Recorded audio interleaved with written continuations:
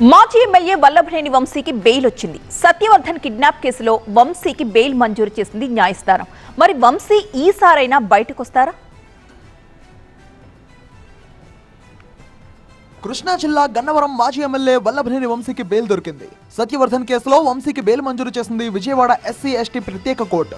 50,000 రూపాయలతో పాటు 2 షూరిటీలు సమర్పించాలని కోర్టు ఆదేశించింది. ఈ కేసులో వంశీతో పాటు A4 గా గంటా వీర్రాజు, A5 గా రంగా, A8 గా లక్ష్మీపతి, A10 గా వేల్పూర్ వంశీకి కూడా బెయిల్ వచ్చింది. 2 ఏళ్ల క్రితం గన్నవరం టీడీపీ కార్యాలయంపై దాడి కేసులో నిందితుడు సత్యవర్ధన్ ను కిడ్నాప్, దాడి చేశారనే ఆరోపణలతో పోలీసులు వంశీపై కేసు నమోదు చేశారు. BNS clause 140 subsection 1, 308, 351 sub clause 3 of SC ST atrocity కేసులను ఫైల్ చేశారు. గత ఫిబ్రవరి 13వ తేదీన హైదరాబాద్ లో వంశీని అదుపులోకి తీసుకుని విజయవాడకు తరలించారు. తర్వాత కోర్టు పలుమార్లు ఆయన రిమాండ్ ను పొడిగించింది. ఇక మంగళవారం కోర్టుకు హాజరైన వంశీ తన ఆరోగ్యం బాగోలేదని, శ్వాస తీసుకోవడం కష్టంగా ఉందని కోర్టుకు చెప్పారు.